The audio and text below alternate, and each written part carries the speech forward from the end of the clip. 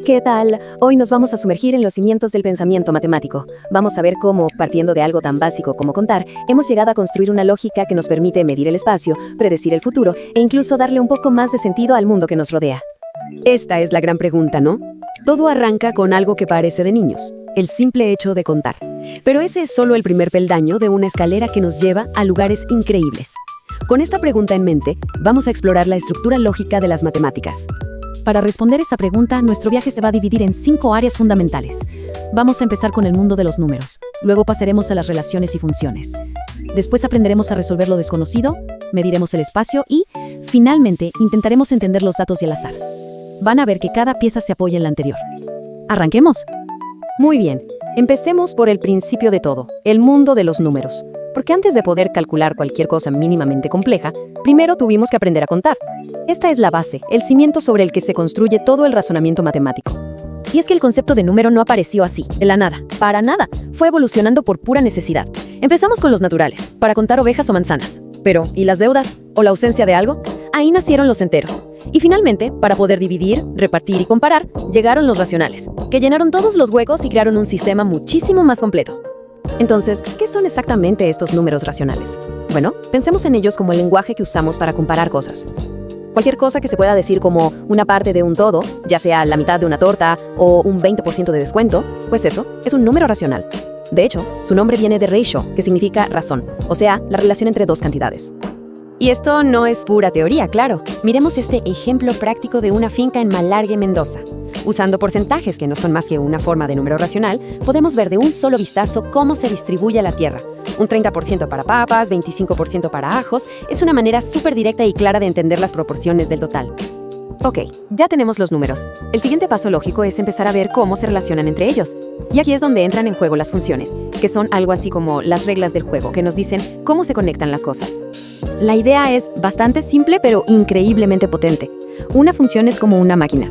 Uno le mete un número, la entrada, y la máquina, siguiendo una regla muy específica, nos devuelve exactamente un único número de salida, ni más ni menos.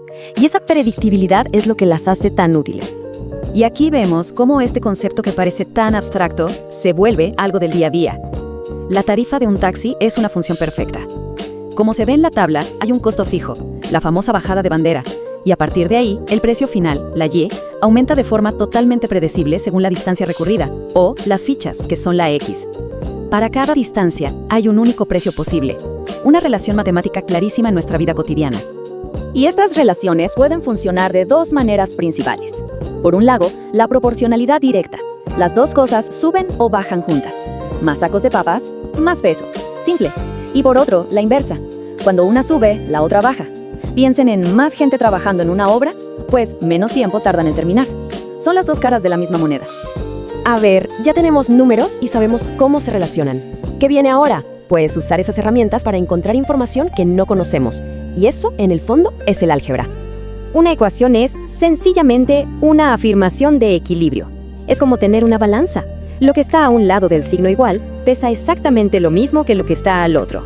Nuestra misión, entonces, es encontrar el valor de esa incógnita, la famosa X, que logra que la balanza se mantenga en perfecto equilibrio. Pero, ojo, aquí viene lo interesante. Resolver una ecuación no siempre significa encontrar un único número. A veces, como en el ejemplo del medio, la balanza está equilibrada siempre, sin importar qué número sea X. Eso es una identidad. Y otras veces, la ecuación es simplemente imposible de equilibrar. Es una contradicción y no tiene solución. Así que el objetivo real no es solo encontrar la X, sino entender qué tipo de problema tenemos entre manos. Ahora vamos a agarrar todas estas herramientas para resolver problemas y las vamos a aplicar al mundo que podemos ver y tocar. Con esto le damos la bienvenida a la geometría. Esta frase es, probablemente, una de las más famosas de todas las matemáticas. Es el teorema de Pitágoras, una regla de oro que describe una relación perfecta e inmutable que se cumple en todos los triángulos rectángulos del universo. A ver, vamos a desglosarlo. En un triángulo rectángulo, el lado más largo, el que está justo enfrente del ángulo de 90 grados, se llama hipotenusa. Los otros dos lados, los que forman ese ángulo recto, son los catetos. Lo genial del teorema es que nos da una fórmula mágica. Si conocemos dos de los lados, podemos averiguar el tercero, siempre. Es una herramienta de una elegancia y utilidad que asombra. Y si Pitágoras nos ayuda a relacionar los lados entre sí, la trigonometría sube la apuesta, porque conecta los lados con los ángulos, usando estas razones, el seno, el coseno y la tangente, que al final son solo divisiones entre las longitudes de los lados, podemos descifrar cualquier ángulo o lado que nos falte en un triángulo rectángulo. Es básicamente el kit de herramientas definitivo para resolverlos por completo.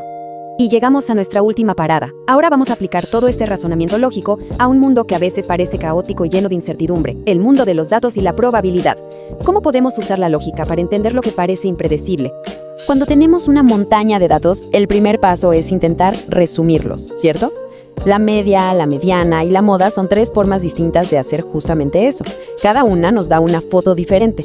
La media es el promedio, la mediana es el valor que está justo en el medio y la moda es el que más se repite. Son atajos para captar la esencia de la información sin tener que mirar cada dato uno por uno. La probabilidad suena a algo complejo, pero en realidad es la herramienta matemática que inventamos para manejar la incertidumbre. Le asigna un número a qué tan posible es que algo pase. Si es 0, es imposible que ocurra. Si es 1, es 100% seguro que va a pasar. Y la vida real, bueno, la vida real ocurre en todo el espectro que hay entre esos dos extremos. Bien, ¿y cómo calculamos esa probabilidad? Para situaciones sencillas donde todos los resultados tienen la misma chance de ocurrir, la regla de Laplace nos da una receta súper fácil. Paso 1. Contamos los resultados que nos sirven, los casos favorables. Paso 2. Contamos todos los resultados que podrían pasar, o sea, los casos posibles. Y paso 3. Simplemente dividimos el primer número por el segundo. Y este es el ejemplo perfecto. ¿Qué probabilidad hay de sacar un 5 al tirar un dado? Pues siguiendo la regla. Solo hay un caso favorable, que salga el 5, y hay un total de 6 casos posibles que son los números del 1 al 6. Así que dividimos 1 entre 6. La probabilidad es un sexto. Así de simple. Y con esto cerramos el círculo. Vimos cómo desde algo tan simple como contar, fuimos desarrollando sistemas de números, entendiendo cómo se relacionan, aprendiendo a encontrar lo desconocido, a medir el espacio y al final hasta a ponerle un número a la incertidumbre. Cada pieza encaja perfectamente, creando un lenguaje lógico con el que podemos describir la realidad.